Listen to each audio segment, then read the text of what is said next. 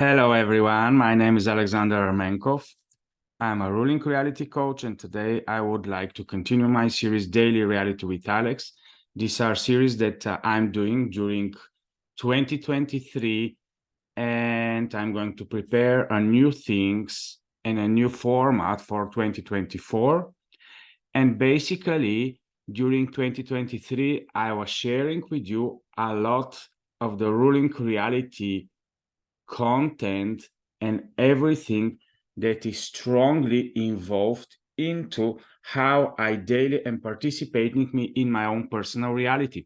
And what I have found out and what I'm really amazed about is the complexity of the reality and why we as human beings are constantly going into simplification instead of just enjoying the complexity of what actually is. And since I have accepted reality as it is, I'm enjoying its complexity, and I'm really amazed of how we as human beings are put here into this experience, and also what an immense and wonderful power and position of exploration all of us have towards the reality, and how interesting, how wonderful is to daily open our eyes and to start our journey again. And in this way, we are going to 33,000+ cycles. And I'm just going to very briefly express you some of the things that I'm going to put in a webinar for next week. And I'm just going to share now some of this content so that you are going to be able to see what is coming, but also to go through what is the complex of reality and how to rule in the complex reality. Yes, I'm a ruling reality coach because reality is what is interesting for me, and we can divide the human beings in two types: those of us that are waiting, or those of us that are okay with generating and with participation actively into what is happening in the reality. Some of us are more into being affected of everything, and some of us are more, or less of us are more into the influencing of what is possible to be in any next moment. So there are some of us that are okay with constantly being changed, no matter what, and no matter how, to constantly adapt. And there are some of us that are willing to understand how to actually rule in this reality.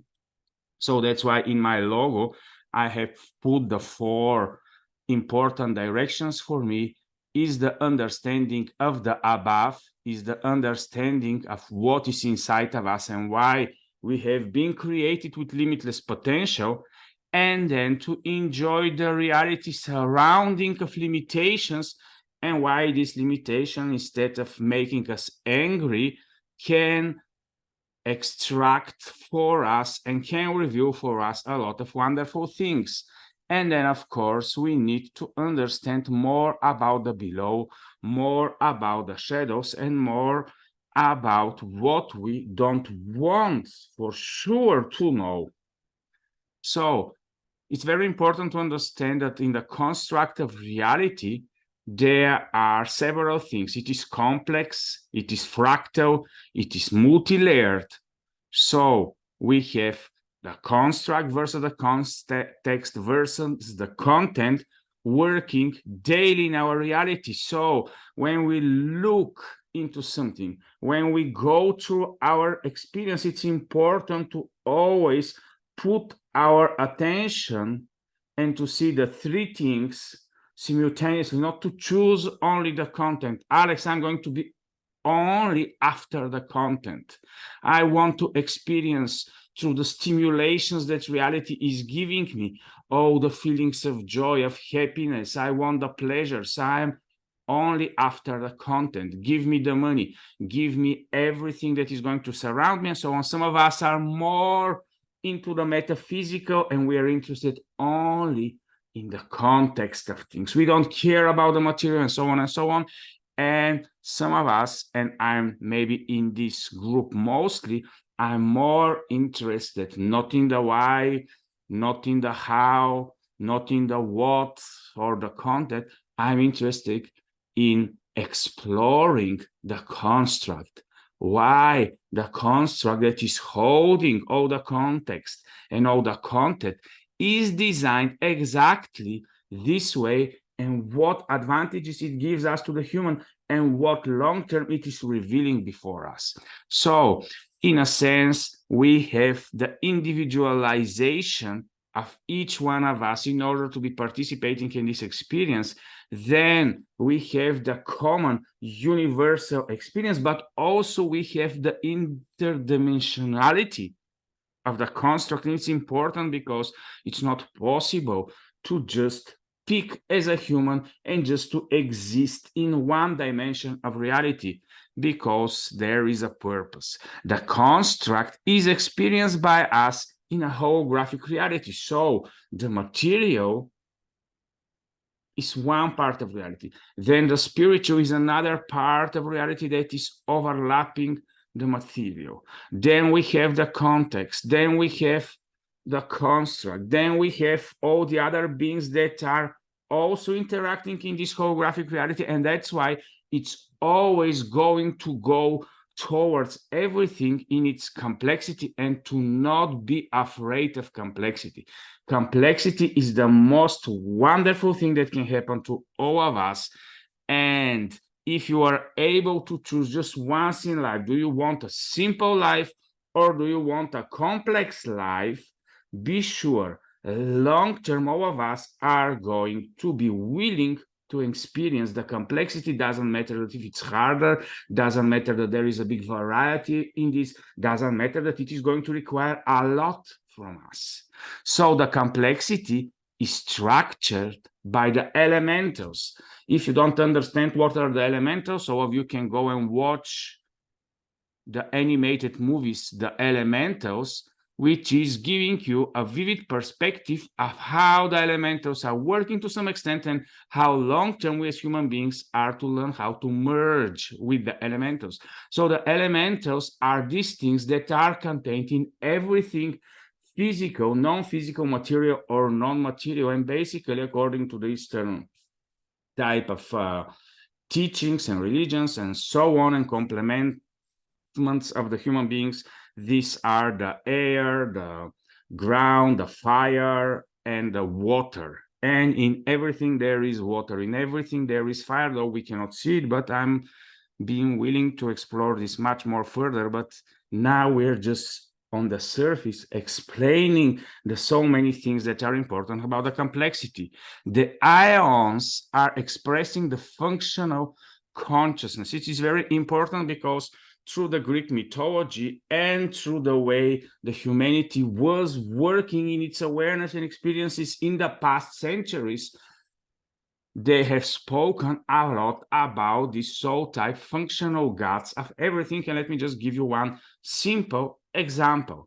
Let's just imagine that we are going to ignore the fruitfulness functionality of everything, and we're just going to say, as humanity, we are not going to give any seeds to the ground for the next season, and still we are able to sustain ourselves because we are no longer going to follow the path of the fruitfulness and the way fruitfulness functionality is working in our society, because we are not going to worship and to bow down before the fruitfulness goddess, let's say, for example.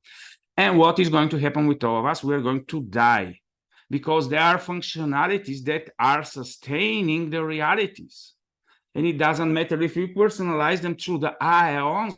The important thing is to see them, to penetrate them, to distinct them, and to visualize them in our own way of discerning the reality. So then we have the realms that governs the dimensions. There is much more realms than what we the human perceive as an existence. We think that the realms of the humans is everything that is out there. Maybe we think that we are the immanent image of the gods, and maybe we are the consciousness in whole. But there are much more dimensions, and this is why we are to understand that in the complexity of the reality, we are to consider all these dimensions. And why? Because we, the human beings, are border zones, complex generators. In reality, we are not only witnessers of the reality, but also through our simplistic way we are created, we are also part of the generators of what is and what is going to happen. And that's why all of us is going to have its own personal responsibility about what we are generating or what we are retranslating into the common holographic reality. But this is, of course, another topic. I'm not going to work about it now, and just to give you now a little bit about the complexity and the four quadrants in which we are operating from the perspective of the human being. The first thing is we have our inner personal individualized life, and of course a lot of us want to separate and to say, no, my personal life, Alex, is only for me. Nobody is willing, able, or will ever enter into my personal, intimate experience that is only for me. There is our sincere or non-sincere, but anyhow, awareness, perception, consciousness, subconsciousness, dreams, visualization, memory of experience, pattern recognition, predictability, projections, intent, attention, focus, identity, desire, passion, urges, and will. All of these complexity things are working inside of us on a daily basis, whatever we are doing and whenever we are doing it. Then we have a very specific body that is created from so many elements, and according to one of the stories of the so-called Gnostics, all the functional beings has put a little bit of them inside all of us in order to create this complex structure we call today a human body, a human being, and so on. And that's why in a lot of religions they are trying to explain the macrocosmos and to show to the human beings how the macrocosmos is presented through the human beings. And there are so many wonderful ways to explore this body, and we as human beings will never be able to explore all the functionality and everything the human body is capable of and to help us to work with. So this is the first primary material thing that our inner being is acquainted with. And you can see there are a lot of things that are happening in our body, but I'm going to go further into working also with our collective internal experience, where maybe 90 to 90% of what I'm thinking, of what I'm saying, of what I'm doing, of what I'm perceiving, and in all type of knowledge that I have is actually a common worldview, common science, common walls, common orders, common values, common culture, common language, knowledge, concept, theories. And that's why we can understand each other when we speak, when we communicate. And then we have the so-called collective external. This is the generations and the civilizations and the industrializations and the technologies, everything in the physical materiality we as common human civilizations are doing and putting our imprint upon. So we have now a big question we are to answer. Is reality vivid? And what type of beings are working into this vivid reality, and how we are interacting with reality? Because according to paganism, everything is alive. The trees are alive, everything is controlled, the different realms are controlled from different type of conscious beings that are personalized through the different mythologies.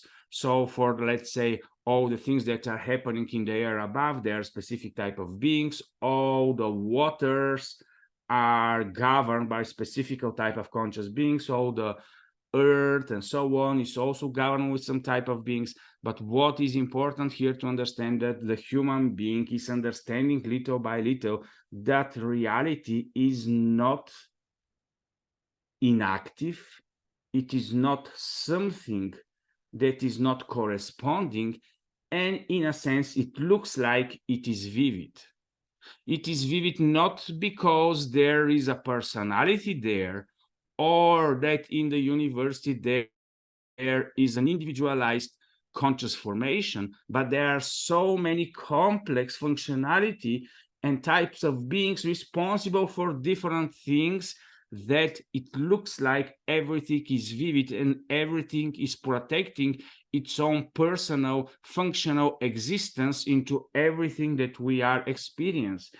And then in this vivid reality, we as human beings, as reality changers, with our small steps, with our small thoughts, with our small choices, are able to create a total difference into all. And of course, long term, I'm going to tell you a little bit more about this, but it is important here to understand that mind,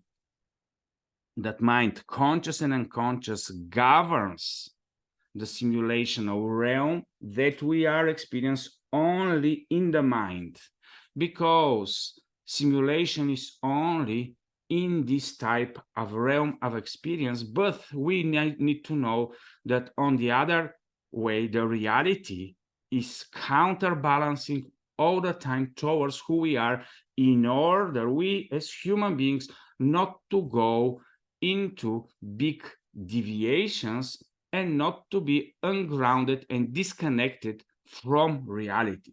So in a sense, we, the inner type of a being, are constantly connected with our outer surrounding that looks like vivid, that looks like it's constantly aligning to who we are. And then there are different type of manipulations and different type of shiftings that the human beings we are trying to manipulate into reality and to fake out to some extent and to pretend or to project, but always be sure the balance is towards who we actually are in any given moment. And that's why when we're putting our energy, it's important to put it into expressing our authentic self and not towards trying to pretend or to project. But this is another thing. The important thing here is how we are using the ego, which is the king of the conscious, and also what we derive from the archetype that are ruling our unconscious, but also to understand that reality is allowing the only possible outcomes. This was a big breakthrough for me, because when we look, for example, in the moment, the human history, and when we look into our own personal realities, many times we don't like what are the outcomes. But any outcome, if it's allowed, this was, and all of us will understand that through the computation in the future, through all type of scenarios where billions and billions of beings and multidimensional simulations are going to be done, there is never going to be another possibility than what actually happened. I know that a lot of human beings are thinking about the multiverse where all possibilities are able to exist and to sustain themselves simultaneously.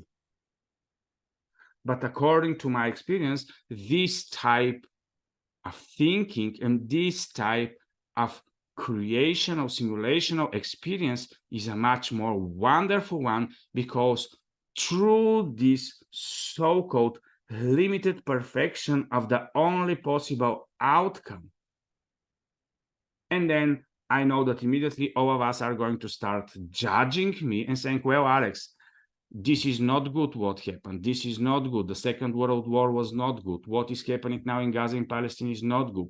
How can you say that this was the only possible outcome for humanity? We want peace in humanity. This is our only possible outcome we are going to strive for long term. And immediately I'm going to counterbalance it. At what price? Peace always comes with a price. If the price for the peace is the authenticity and the humanity type of extinction, I don't want this peace. Every peace has a price. And that's why tensions are allowed in order the counterbalancing forces to stay into their path of what they're drawn towards. And then, of course, we have the heart that is governing all the energies and vibrations through the feelings. And it's important, and I have spoken about the heart and how it's necessary for all of us to start learning about it and to start using it as much as possible through our body, because life and reality is much more things than what we think only through the mind principle. But also it is important to understand that reality is encoded and reveal itself daily through the experience. In everything we are experiencing, there are a lot of codes that are revealing things for us, and it's important to always monitor every situation, every small, little, or big thing that is happening with us. And long term, the big thing is for us is to learn that we can cooperate or resist. Long term, what is? These are the only two positionings that we can take. If we want to be in the resisting camp, then a lot of energy is going to be required. And basically, long term, we are to give away our soul, our prana, our life forces in order to join the resistance that long term is going to bring nothing else but total destruction. At least this is my own personal opinion. I'm anyhow position myself in the cooperate type of camp, where I'm willing to understand why I need to join forces with what reality is trying to reveal to all of us. So we have the good and cares that are ruling the drives, the impulse, and the urges by connecting each one of us to the above. The important thing is to what we are connected, to which urges we are connected. If we are connected to the impulses that are working against what reality is to be brought forward towards in what is coming, then we can join these impulses, or we can join the impulses that are working with everything to go into its transformation and towards what is going to happen next. So this is very important here to understand about the dynamics, that everything is constantly into change and transformation and moving towards its own next, and nothing is in stillness. Of course, exceptions are the ultimate, and what is, I'm going to explain it a little bit later in the slides. So here there are some conflicts that are predestined into our reality because of the way we are created. We have the conflict between the right and the left hemisphere. We have the conflict between the content, the context, because of all this left and right hemisphere. And then in us, there is constantly the conflict, which is more important, the detail or the totality, the impact versus the bigger purpose and meanings, the logic, the intuition, and so on and so on. And through here, a lot of manipulation can come with the human beings, and reality is actually allowing us, through the connection between the life and the right hemisphere, to learn how to merge instead of staying in the conflicts. So in the body also we have a lot of conflicts that are there. We have a lot of conflicts in the internal collective between the subjective and the objective truth, between the common good and the personal individualized authenticity, between the values benefiting all or the desires that are benefiting me, between the shadow suppressions and the unique expression. Here in this collective internal, you can see all the history of the human race. And then in the collective external, we can see all the civilizational clashes, where we have basically the civilization against nature, the universal wars against the human, basically exploitation, because this is what we are doing with the science. We are finding what's behind the laws, and we are starting to using it for the purpose of the humans, basically, and only in order we not to suffer we are okay with everything else to suffer, but not we. Then, of course, there is a big conflict there between beings under order because we want to be pushed by these urges and impulses to be beings that create orders for others, but we don't want to stay and be under order. And of course, the big conflict between creator and creation. So, of course, the big dilemma in the complexity of everything we are experiencing is the difference between the macrocosmos and the microcosmos and how they exist together. How these individualized consciousnesses that all of us are experiencing ourselves and how we are interacting with the macrocosmos, where is the all. There we are able, and that's why this is creating for us some type of limitations, because there are walls of ratios and relations that we are constantly experiencing in this reality. And of course, the fractal type of reality is also very interesting because it's endless in both the directions. So we are into some type of an experience where we can never find the end in any direction we go. And it's very important to understand the pyramidal type of reality because it is explaining a lot of things for us. Of course, I know that Plato was thinking about this. I know that there is a lot of contemplation of the humanity about this, and there are a lot of storytellings just behind this picture. But the important thing is to understand the source, the absolute, the ideal, the never changing will always exist on the top of the pyramid. It doesn't matter how the beings below are thinking to look at it. So the source, the one, is in everything and all is his. It is very important because, in a sense, the main source is not possible to be erased, and other beings or everything else is not possible to be sustained without it, and without being in a proper relationship with the source. Under the source stays the elementals, where are the primary elements, the air, the water, the fire, the solids that are creating everything in the below.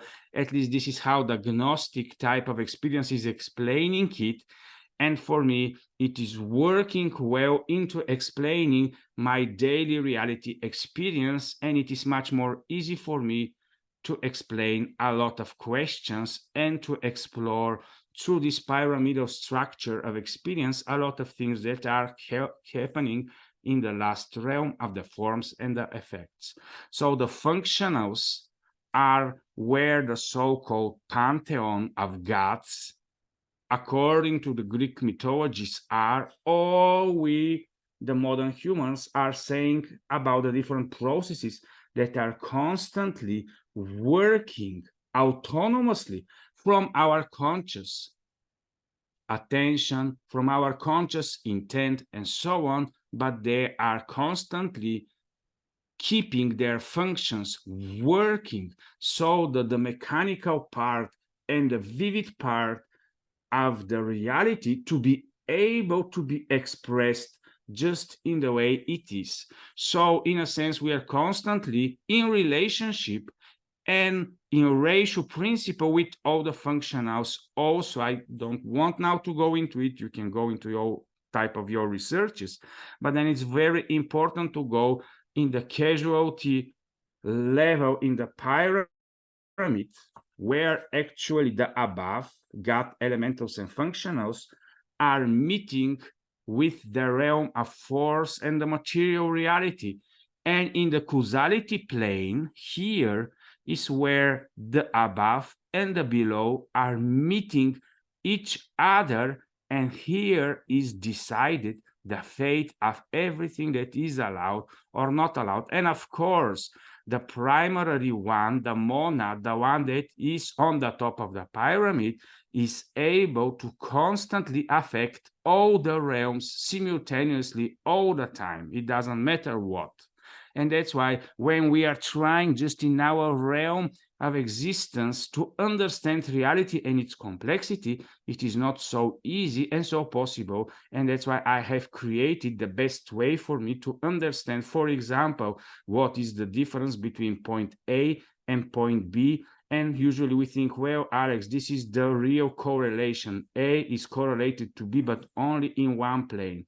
The only way we can explain is we are able to correlate A with the causality, with the functionals, with the elementals, with God, and then going back to B. This is the only way reality in our realm of existence can be explained. And that's why there is a lot of delusion going on here, and a lot of cons, and a lot of ability for us to be manipulated if we are not able to understand and have the whole picture. Then we have the complexity in times and space in the sequential experience, because this is also another problem with reality, that we are experiencing it sequentially.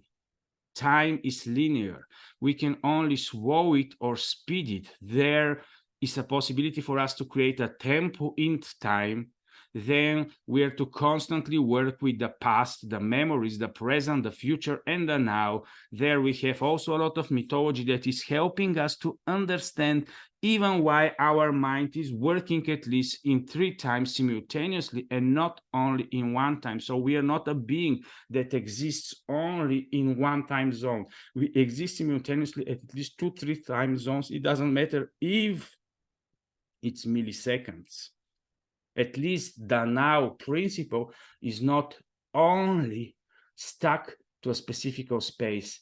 It is in several places simultaneously. Then, of course, we are to understand more about the cycles of times that are connected to the elementals, to use them to some extent, not to be under them, of course, long term, and of course to understand that there are some inevitable things we are to accept regarding time and the endings of everything that has started. If something has started, it is going to end, or at least some parts of its own sequential experience. Then about space, instead of seeing its limitation, let's see its beauty, because space is allowing the separation in other forms to be visualized for us. Material world is not possible to exist without a space, but space is also part of the non-material one. It is possible to go into expanding or collapsing, but also it is very important here to understand the idea of the uniformity and why there is tension, because no form is allowed to dominate the space. Just imagine a space where only one form exists. Though we are presented with space where tension is in order, each form to long term be protected, or as long to stay into its initial positioning that was intended from the source.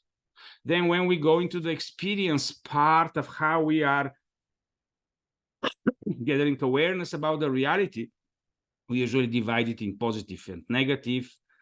Awareness, awakening, aligning, disconnecting. There we are experiencing the relationship and the ratios, the meaning and the purpose we are constantly seeking. But then we have a choice, or to surrender to our experiences and to understand that they're in the part of the inevitable, and this is not where we are actually influencing. We need to go into the realm of causality. We are to go into totally different realms in order to be able to change the way we are experiencing reality. And this is where we go into the part of the consciousness, where we can go into higher levels of consciousness or into lower level of consciousness. But also it is important to understand that there will always be higher and higher levels that we are not going to be able to reach, and lower levels of consciousness that we are not able to understand. And of course, then we are to understand that to transcend, to learn how to transcend everything that we are into the sequential experiencing, allowing to happen, but also to know how to work with the oneness and the wholeness, how to work with duality, to never hate one or to never choose the other, but to always learn to merge, to transcend, and to focus always on the source and to know what is the big long-term agenda. Because yes, everything is going to experience transformation, everything is going to be renewed in new forms, new relations, new correlations, and maybe to some extent, some of the functional beings are not going to have any part in the future reality and the way everything is going to be transformed.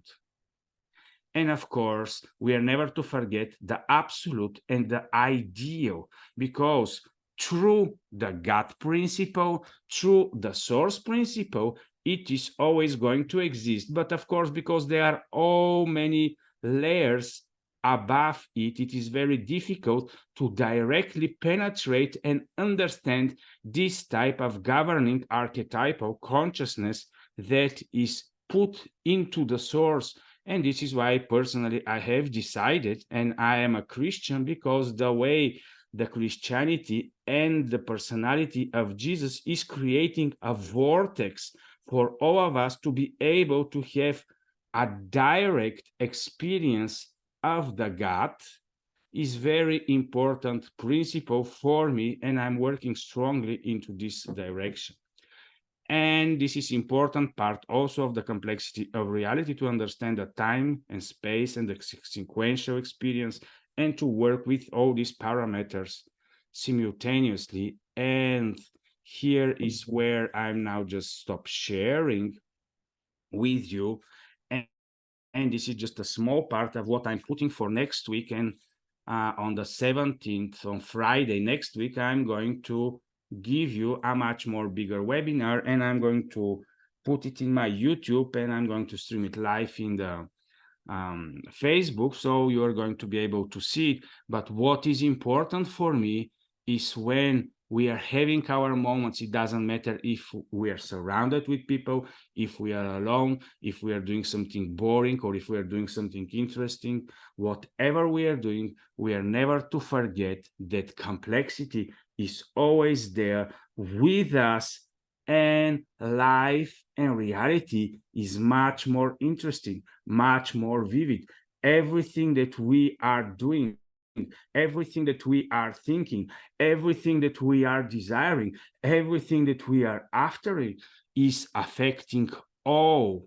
And that's why our responsibility is to be one day judged, because our small personal choices are affecting all. And this is, I think, everything that all of us want long term, to have the freedom of choice. So let's enjoy it, and let's go forward into the fullness of what reality is here for, what are we here for, and let's all of us just dwell into our own personal authenticity and be able to create our own personal attachment and understanding of the source, and how the source is interconnected with us, and how we are in relationship with everything that is out there in the reality we are experiencing, both visible and non-visible,